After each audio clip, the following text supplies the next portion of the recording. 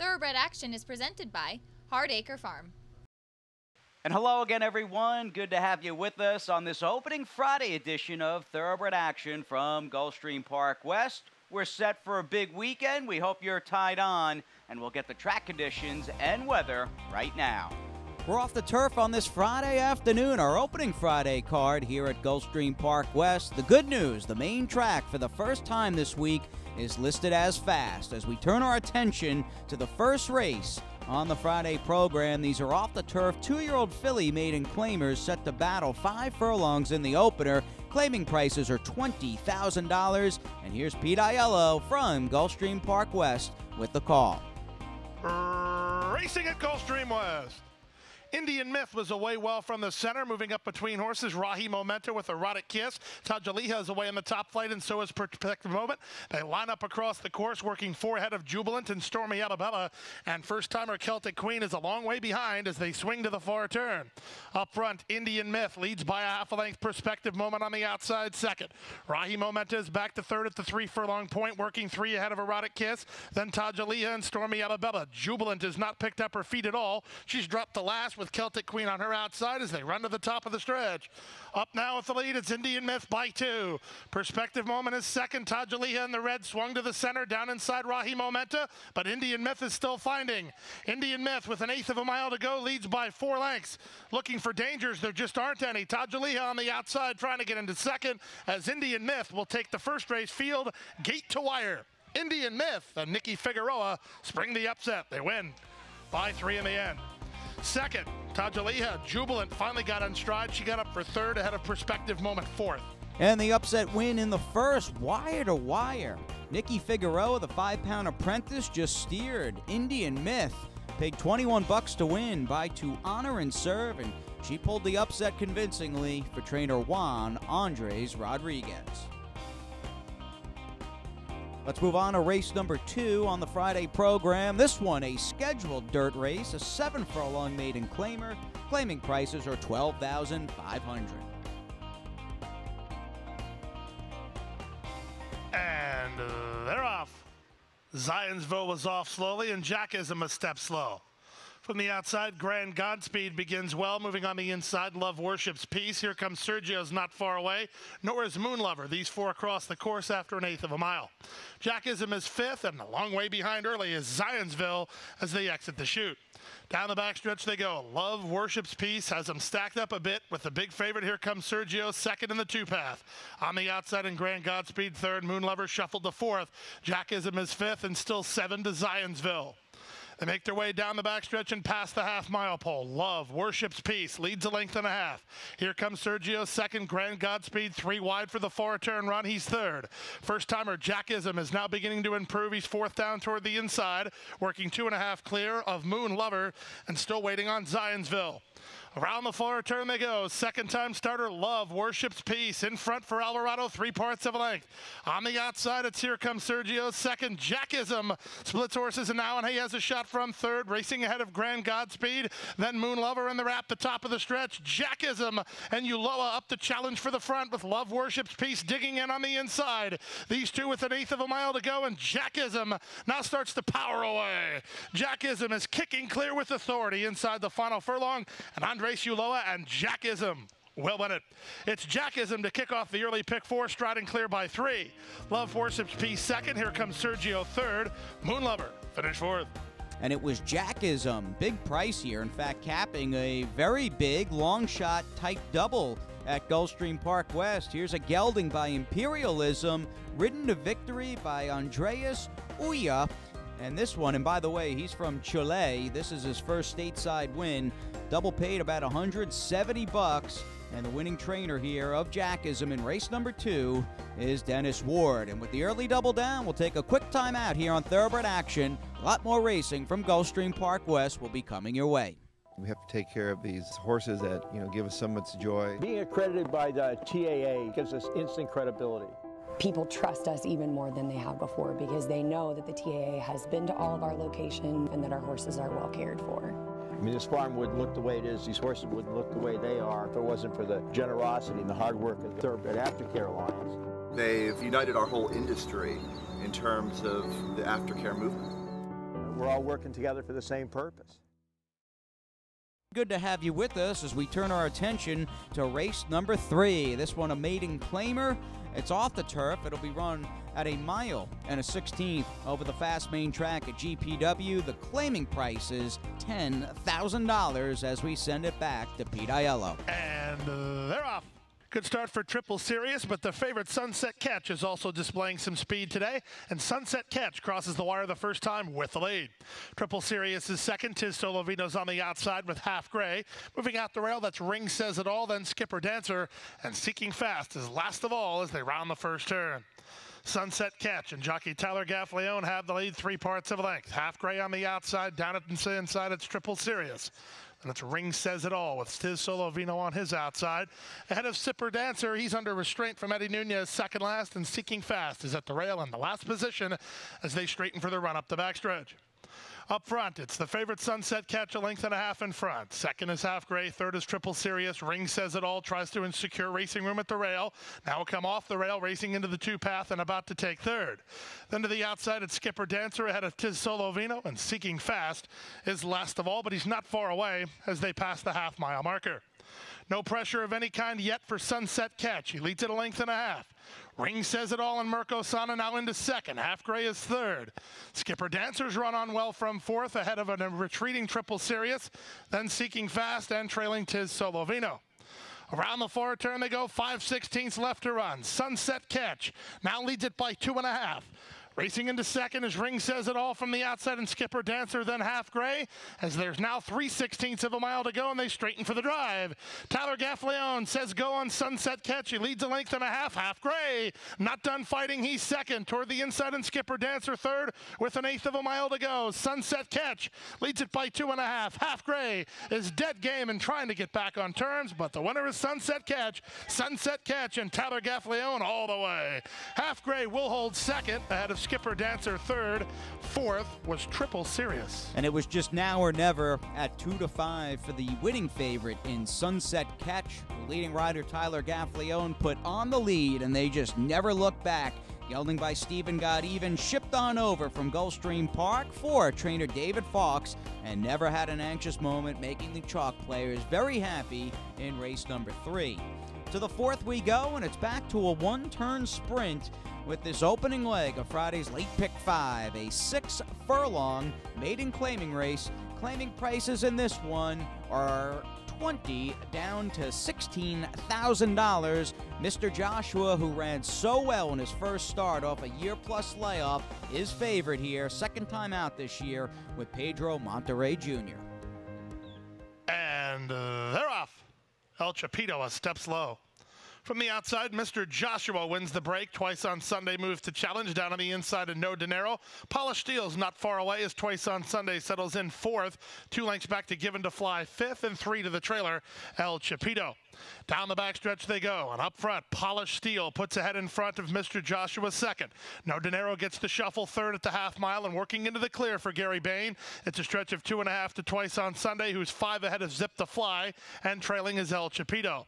They leave the backstretch and swing on to the far turn. 3 furlongs left to go. On the inside, Polished Steel leads by ahead Mr. Joshua. Right alongside second, No Dinero is asked to quicken third. Gap of 4 to Twice on Sunday in fourth as Polished Steel gets away from Mr. Joshua again. At the top of the stretch they come. It's Polished Steel. He's put away Mr. Joshua, who's not firing. No Dinero on the outside, then back to fourth and Twice on Sunday with Polished Steel to reel in and 1/8 of a mile to go. It's Polished Steel by 4, and he has no dangers.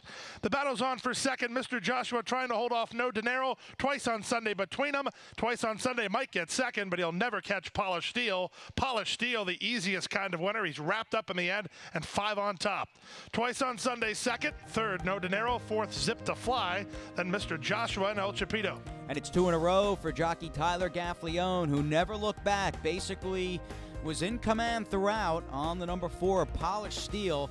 Big-time pedigree here, gelding by Bernardini out of a Stormcat Dam. Could have been yours this afternoon for $20,000. Trainer Eric Gio, who's unleashed a number of good-looking 2-year-olds here in South Florida recently, the winning trainer for Southern Equine Stable. And that'll do it for race 4, and in fact, the first half of this 8-race program. Sit tight, we've got plenty more coming your way from Gulfstream Park West after this quick break. A passion for horses and a commitment to breed champions is the foundation of Hardacre Farm. Founded in 1999 by Amy Tarrant, owner, breeder, and trainer, Hardacre Farm, now based in Ocala, continues its tradition of success. From the Breeders' Cup to Gulfstream Park, Hardacre Farm, from the breeding shed to the racetrack, in pursuit of producing the best. And welcome back, and down the stretch we go. Race number 5 this afternoon. These are 3-up filly mares in an off-the-turf 5-furlong sprint. The claiming tags in this one, 20,000 across the board as we head back to Pete Aiello. And they're off. Unseating the rider was Gracie Spirit. Blasting away was the other grade, Joel Senorita, who clears by a length to the run to the half-mile pole. Historical Tablet and Clouded Appeal out of there second and third. Then Nola Fashion and My Cotton Rose, followed mid-flight by Para Vivir. It's a length and a half to Plum Delicious, who's 4 ahead of White as Cotton, and Gracie Spirit unseated the rider at the start as they round the far turn. Less than 3/8 of a mile away, Joel Senorita leads it by a length. On the outside, Clouded Appeal second, Historical Tablet is third. Winding it up is My Cotton Rose from the outside. Awaiting for rail running is Nola Fashion, 2.5 lengths clear of Para Vivir as they come off the turn and straighten for the drive. Joel Senorita maintains the inside edge in a narrow lead. To the attack now, Historical Tablet. White as Cotton on the outside is coming on with My Cotton Rose, and tight now is the favorite Nola Fashion. My Cotton Rose surges to a short lead. Way out in the center, Para Vivir is rolling. This is completely wide open, but at the wire, Nola Fashion gets up. Nola Fashion got up when it mattered. Close for second, My Cotton Rose and Para Vivir, then Joel Senorita. And just a wild finish. It looked like anybody's race with the 16th of a mile to go. In the end, though, I thought Luca Panici rode the number 7, Nola Fashion, perfectly as he sat the pocket, angled out 4 wide or so, and it was that late surge that sealed the deal in race 5 today. Daughter of Old Fashion, trained by Leo Gabriel Jr., and again, just thought the ride from Luca Panici made the difference in winning and losing Friday's 5th. It is on to race number 6 this afternoon, a maiden special weight for 3-up fillies and mares at 7 furlongs. Todd Pletcher has his first starter of this newly begun GPW meet. That is Assertive, who's 1-5 with Gaffleone as we send it back up to Pete Aiello. And they're off. GQ Girl was away well from an outside gate, moving between horses Doritza, and here's the first-time starter, Lovely Valentina, racing forward to challenge as they exit the chute. The favorite's away in no hurry here. Down toward the inside, Assertive will land third, but she is marching forward a bit. Assertive, without being asked to run, is about ahead in front. From the outside in GQ Girl, second, Lovely Valentina third, then Untruthful Sonnet, and Doritza is last. At less than 5 furlongs to run on the race, it's a controlled early pace, and Assertive in her South Florida return leads by a neck. GQ Girl is second on the outside, and Lovely Valentina third at the half mile. Untruthful Sonnet will have an opportunity to run on. She's pocketed up fourth, and 4 ahead of Doritza. They swing around the far turn, and our Assertive still has a narrow lead at the 3 furlong point with GQ Girl alongside second. Untruthful Sonnet running on pretty well third. Doritza's starting to hit high gear, and Doritza's into fourth in closing ground as now the pace quickens. They run past the quarter pole. Assertive has a narrow lead. On the far outside, it's Doritza coming on 3 wide. Untruthful Sonnet, and the favorite has work to do with 3/16 to go. Assertive, Gaffleone gets serious, but she's only ahead in front. On the outside, Doritza's running on well, and Doritza now puts ahead in front. Toward the inside, Assertive tries to stay with her second, but Doritza is clear to the wire, and Doritza will spring the minor upset under Edgar Zayas, goes from last to first to win. Very close for second between Assertive and Untruthful Sonnet. Wow, and a shocking upset here as Assertive was hard used throughout. Looked like Gaffleone was in trouble turning for home on that 3-year-old filly by Blame. In the end, though, she stayed on gamely for second, but no doubt about the winner as the 4, Doritza, powered home. Distant second choice at 9-2. This 3-year-old filly by Mineshaft, trained by a very good trainer here, and Oscar Gonzalez, who did well across town at Gulfstream Park during the summer meet. Edgar Zayas aboard. An upset in race number 6. And that'll do it with the first 6 races down. We've got one more segment coming your way, and it's all about the late double on Thoroughbred Action when we return.